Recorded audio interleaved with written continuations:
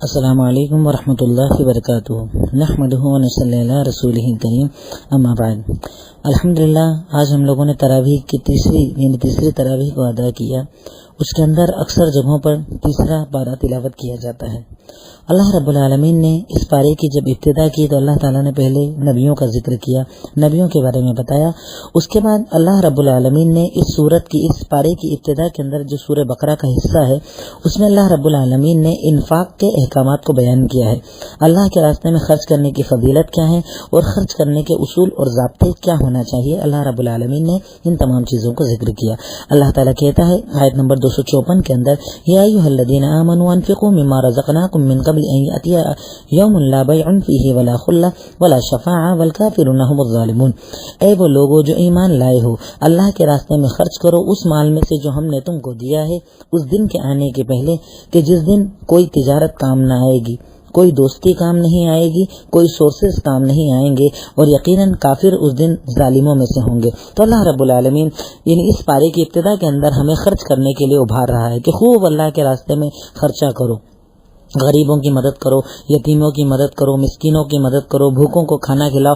جس بھی طریقے سے اللہ نے تمہیں طاقت دی ہے خوب اللہ کے راستے میں خرچ کرو، کیونکہ تمہارا یہی خرچ کیا گیا مال ہے جو قیامت کے دن جب تجارت کام نہ آئے گی، دوستی کام نہ آئے گی، کوئی کسی کی طرف دیکھے گا نہیں، اس دن تمہارا یہ خرچ کیا گیا مال تمہارے کام آئے گا۔ اس کے بعد اسی پارے کے اندر وہ عظیم آیت ہے جسے آیت الکرسی کہا جاتا ہے، جس میں اللہ تعالیٰ کی توحید کا بیان ہے کہ اللہ تعالیٰ حی ہے، قیوم ہے، اسے نہ نیند آتی ہے نہ اونگ آتی ہے۔ میں کہتا ہوں کہ ہر انسان کو ایک بار آیت الکرسی ترجمہ اور تشریح کے ساتھ ضرور پڑھنا چاہیے۔ بڑی پیاری آیت ہے، اگر کسی انسان کے دل میں آیت الکرسی آ جائے تو نہ وہ شرک کر پائے گا، نہ اللہ کا ڈر اپنے دل سے نکال پائے گا، وہ ہر وقت اللہ کے خوف میں رہے گا، اللہ سے ڈرے گا، اور ڈرنے کا مطلب خوب عبادت کرنے والا بن جائے گا۔ اب اس کے بعد جو میں بتا رہا تھا کہ اللہ تعالیٰ نے اس یعنی سورت کی ابتدا کے اندر کچھ حضرت ابراہیم کا ذکر کیا، ان کے ذکر کرنے کے بعد اللہ تعالیٰ نے یہی جو میں کہہ رہا ہوں کہ صدقات خرچ کرنے کی طرف ذکر کیا۔ اب جب اللہ تعالیٰ نے خرچ کرنے کا حکم دے دیا تو اس کے بعد اللہ تعالیٰ کہتا ہے کہ وہ لوگ جو اللہ کے راستے میں خرچ کرتے ہیں، اللہ کے راستے میں دیتے ہیں، لیکن خرچ کرنے کے بعد احسان نہیں جتاتے، خرچ جس پر کیا ہے اسے تکلیف نہیں دیتے، تو اللہ تعالیٰ کہتا ہے آیت نمبر 262 کے اندر، لہم اجرہم عند ربہم ولا خوف علیہم ولا ہم یحزنون، کہ اللہ تعالیٰ ان کو بہت بڑا اجر دے گا، انہیں کوئی قیامت کے دن خوف نہ ہوگا اور نہ وہ غمزدہ ہوں گے۔ آج ہمارے یہاں ہوتا کیا ہے کہ ہم خرچہ تو کرتے ہیں لیکن ہم اس کے بعد احسان جتاتے ہیں، صاحب میں نے آپ پہ خرچہ کیا تھا، میں نے یہ دیا تھا۔ ہم یہ چاہتے ہیں کہ جس پر ہم خرچ کرتے ہیں وہ ہماری جی حضوری کرے، ہمارے آگے جھکا رہے۔ اللہ تعالیٰ کہتا ہے اس آیت کے بعد والی آیت کے اندر کہ قول معروف مغفرۃ خیر من صدقۃ یتبعها اذى، کہ اللہ رب العالمین کہتا ہے کہ اس سے پیارا ہے کہ تم پہ کوئی اچھی سی بات بول دو کہ لوگوں کو معاف کر دو، وہ زیادہ بہتر ہے اسے صدقے سے کہ صدقہ کرنے کے بعد تم احسان جتاؤ، لوگوں کو برا بلا کہو۔ اور اللہ تعالیٰ اس کے آگے کہتا ہے آیت نمبر 264 کے اندر کہ یا ایھا الذین آمنوا لا تبطلوا صدقاتکم بالمن والاذى، کہ اے لوگو تم اپنے خرچ کیے گئے مال یعنی تم خوب دیتے تو خوب ہو، لیکن اگر تم احسان جتاتے ہو تو پتہ ہے کیا ہوتا ہے، اللہ تعالیٰ تمہارے خرچ کیے گئے سارے پیسے کو باطل کر دے گا، کل عدم کر دے گا، یعنی تم نے کیا ہی نہیں، اللہ تعالیٰ تمہارے مال کو ایسا بنا دے گا۔ تو ان آیتوں سے پتہ چلا کہ ایک مومن کو اللہ کے راستے میں جب وہ خرچ کرے تو خرچ کرنے کے بعد بھلا دینا چاہیے، خرچ کیے گئے مال کے پیچھے نہیں پڑنا چاہیے، یہ نہیں سوچنا چاہیے کہ میں نے ان کو دیا تو وہ میرے آگے جی حضوری کریں، میرا یہ کام کریں، میرا وہ کام کریں۔ ان آیتوں میں اللہ تعالیٰ نے کنٹینیو اس کے بعد کی جتنی آیتیں ہیں اللہ تعالیٰ بار بار یہی خرچ کی طرف ابھارتا ہے، خرچ کرنے کے اصول کیا ہے یہ بتاتا ہے، طریقہ بتاتا ہے۔ اس کے بعد ایک بڑی اہم بات اللہ تعالیٰ نے 275 نمبر آیت کے اندر کہی اور ارشاد فرمایا کہ الذین لا یأکلون الربا لا یقومون الا کما یقوم الذی یتخبطہ الشیطان من المس۔ اس میں اللہ تعالیٰ نے آج ہمارے زمانے کا سب سے بڑا مسئلہ ذکر کیا ہے آیت نمبر 275 کے اندر سورہ بقرہ کے اندر۔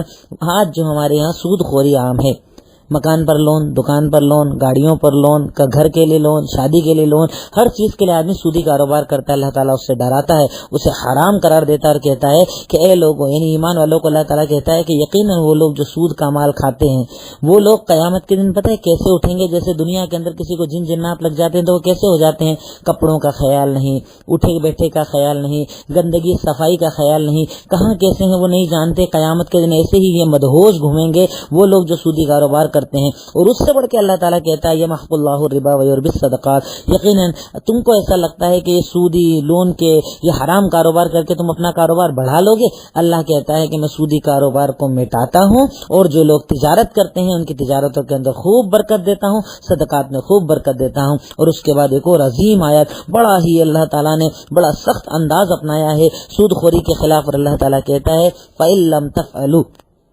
اگر ان آیتوں کو سننے کے بعد بھی سود خوری سے باز نہیں آتے, سودی کاروبار سے دور نہیں آتے, تو جانتے ہو اللہ کا عذاب کیا ہے.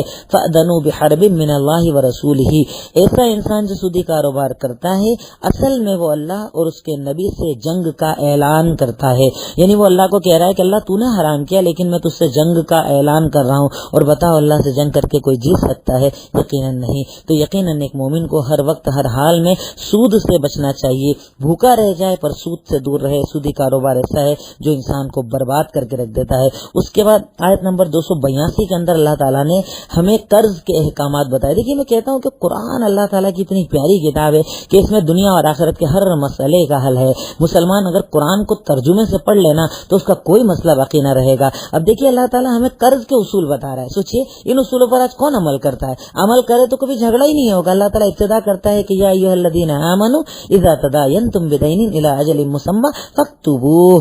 اللہ تعالیٰ کہتا ہے آیت نمبر 282 سورہ بقرہ کے اندر کہ جب تم آپس میں قرضے کرو, ایک دوسرے کو قرض لینے دینے کا کام کرو تو اسے لکھ لیا کرو, لکھنے کے ساتھ ساتھ گواہ بنا لیا کرو. اور اس کے بعد پوری آیت کے اندر اللہ تعالیٰ اس کے احکامات بتا رہا ہے. سوچو اگر لکھا پڑھی کر کے کاروبار صحیح طریقے سے کر کے محنت سے اور انہیں ایک دوسرے کو سمجھ کر آدمی قرضہ دے گا تو کبھی غلط ہوگا؟ آج ہمارے یہاں ہوتا ہے کوئی لکھا ہوا نہیں قرضہ دے رکھا ہے, کوئی گواہ نہیں قرضہ دے رکھا ہے, آگے چل کر جھگڑے ہونے لگتے ہیں. اسی لیے کہا جاتا ہے کہ اسلام کے معاملے پر عمل کرو, اس کے اندر برکتیں ہی برکتیں ہیں. اللہ رب العالمین نے اس قرآن کے اندر برکتیں ہی برکتیں رکھی ہیں. اس کے بعد یہی سورہ بقرہ ہے کہ جس کے آخری کے اندر وہ دو مشہور آیتیں ہیں کہ ان دو آیتوں کی فضیلتیں بہت زیادہ ہے. ویسے تو دیکھیے سورہ بقرہ آج لوگ ہمارے یہاں پریشان ہیں, کہتے ہیں جن جنات جادو, یہ وہی سورہ بقرہ ہے کہ اگر کوئی انسان اس کو گھر کے اندر پڑھتا ہے تو اللہ کے نبی محمد رسول اللہ صلی اللہ علیہ وسلم کا فرمان کہ لا يدخلہ البطلہ, جس گھر میں سورہ بقرہ پڑھی جاتی ہے اس گھر کے اندر شیطان داخل ہی نہیں ہوتا ہے. اور اس کے آخر کی وہ دو آیتیں کہ کیسی بیماری, آزاری, تکلیف, پریشانی, غم, ٹینشن کچھ بھی آپ کو ہو, اگر ان دو آیتوں کو پڑھ کر آپ دم کریں گے انشاءاللہ آپ کو ضرور شفا ملے گی. وہ آخری دو آیتیں اسی سورہ بقرہ کی ہے جو سٹارٹ ہوتی ہیں آمن الرسول, یعنی سب سے آخری میں آپ دیکھیں گے تو 285 اور 286 نمبر کی آیتیں ہیں جس کی بہت زیادہ فضیلت اسلام کے اندر بار بار بتائی گئی ہیں. اب اس کے بعد آج حافظ صاحب نے ابتدا کی تیسرے پارے کے اندر سورہ آل عمران. آل عمران حضرت مریم علیہ السلام کے والد کا نام تھا عمران. اللہ رب العالمین نے ان کے نام سے, کیونکہ اس سورت کے اندر اللہ تعالیٰ نے ان کے واقعے کا ذکر کیا ہے, اس لیے اللہ رب العالمین نے سورت کا نام سورہ آل عمران رکھا ہے. لیکن اس کے ابتدا کے اندر اللہ تعالیٰ سورہ آل عمران آیت نمبر 14 کے اندر ایک بڑی پیاری چیز ہمیں بتاتا ہے کہ زین للناس حب الشہوات من النساء والبنین. یقیناً ہم نے لوگوں کے لیے مزین کر دیا ہے عورتوں کو, بچوں کو, دنیا کے مال اور دولت کو, سونے کو, چاندی کو. اس زمانے میں چونکہ گھوڑے بڑے مشہور تھے تو کہا گھوڑوں کو. اس کے علاوہ اللہ تعالیٰ نے دنیا کی ساری نعمت, کھیتیوں کا ذکر کیا, اور اللہ تعالیٰ کہتا ہے ذالک متاع الحیات الدنیا. یقیناً یہ ساری چیزیں, مال, عورت, دنیا, بچے, مال کا سونے چاندی کا انبار ہو, چاہے تمہارے پاس جانور ہو, گاڑی, بینک بیلنس ہو, یہ سب کیا ہے؟ ذالک متاع الحیات الدنیا. یقیناً یہ دنیا کا مال ہے, صرف دنیا کا مال ہے. واللہ عنده حسن المآب, اللہ تعالیٰ کے پاس تو بہترین لوٹنا ہے, اللہ تعالیٰ کے پاس بہترین مال ہے. یعنی اللہ تعالیٰ کہتا ہے کہ مال کماؤ, دیکھیے دنیا کماؤ لیکن کیسی کماؤ جو تمہیں آخرت سے دور نہ کرے. دنیا کماؤ جو دنیا تمہیں اللہ سے قریب کر دے, خرچ کرنے والا بنا دے. اس آیت کی بات کی آیتوں کے اندر اللہ تعالیٰ نے کچھ دعائیں بتائی کہ دعا کیسے مانگنا چاہیے. پھر اللہ تعالیٰ ہمیں ایک اور پیاری چیز, پیاری نصیحت اللہ تعالیٰ اسی آیت کی 26ویں آیت سورہ آل عمران کے اندر کہتا ہے وَتُعِزُّ مَن تَشَاءُ وَتُذِلُّ مَن تَشَاءُ, کہ میں جسے چاہتا ہوں عزت دیتا ہوں اور جسے چاہتا ہوں ذلت دیتا ہوں. یعنی عزت اور ذلت دینے کا کام اللہ رب العالمین کا ہے. آج ہمیں ہوتا ہے نا کہ ہم لوگ دنیا کی ذرا سی عزت پانے کے لیے اللہ کو چھوڑ دیتے, دین کو چھوڑ دیتے, شریعت کو چھوڑ دیتے, حرام کاریاں کرتے, ہمارا لباس غیر اسلامی, ہمارا گھر غیر اسلامی, ہمارے رہن سہن کے طریقے غیر اسلامی, ہمارا کاروبار غیر اسلامی. کیوں؟ کیونکہ ہمیں یہ لگتا ہے کہ دنیا دار بن جائیں دنیا جیسے